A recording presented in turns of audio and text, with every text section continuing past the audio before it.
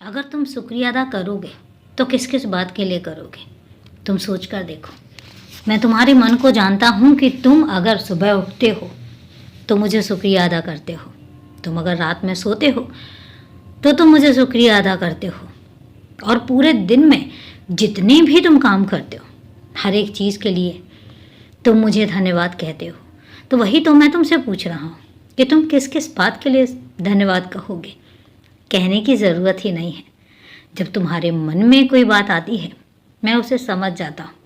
एक बात तुमसे पूछता हूँ, इस दुनिया में कितने ऐसे बड़े बड़े लोग हुए हैं जिन्होंने एक समय पर अपना बहुत नाम भी कमाया है, लेकिन उसके बाद कुछ ऐसा हुआ कि वो बेचारे बदनाम हो गए।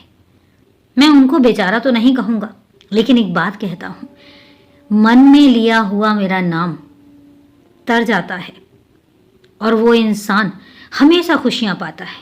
लेकिन जो लोग ढकोसले करते हैं और जो लोग बाहर भगवान का नाम लेते हैं लेकिन उनके अंदर पाप का पिटारा भरा हुआ है, हमेशा वो अंदर ही अंदर कुछ ऐसा गलत सोचते रहते हैं, कुछ ऐसा गलत करने की सोचते हैं। कभी वो भगवान को धोखा देने की सोचते हैं। अगर उन्हें बाहर तरक्की मिल रही है तो अंदर अंदर खुश होते हैं कि देखो वो इंसानों को कितना धोखा दे रहे हैं। लेकिन वो ये भूल जाते हैं कि इस संसार के ऊपर भी कोई बैठा है। इस संसार के ऊपर भी मैं बैठा हूँ हिसाब किताब करने के लिए। और यही तो फ़र्क है कि वो लोग ये भूल जाते हैं कि इस संसार, इन मनुष्यों से ऊपर भी कोई बैठा है। उनको लगने लग जाता है कि वो भगवान है और उस इस गलत फहमी में रह जाते हैं कि वो भगवान की तरह हैं और वो जो करेंगे उस पर लोग यकीन करेंगे।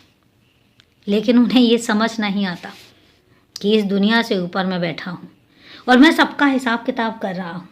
और ईश्वर जब हिसाब किताब करता है तो इसी दुनिया में उसका परिणाम भी मिलता है और इसी दुनिया में अच्छे कर्मों का भी परिणाम भुगतना पड़ता है और बुरे कर्मों का तो बिल्कुल भुगतना पड़ता है। इसलिए तुम्हें ये कहने की ज़रूरत नहीं है कि तुम्हारा मन कितना साफ है। मैं जानता हूँ तुम बेशक बाहर से लोग तुम्हें गलत समझ सकते हैं, लेकिन तुम्हारे मन को मैं जानता हूँ। और यही कारण है कि तुम हमेशा खुश रहते हो, क्योंकि तुम्हारी खुशियों की जिम्मेदारी मेरी है, क्योंकि तुम्हारा मन बहुत पवित्र है। बस एक ही बात कहूँगा कि हमेशा ऐसे ही रहना, इसी तरीके से रहना और कभी अपने आप को बदलना मत।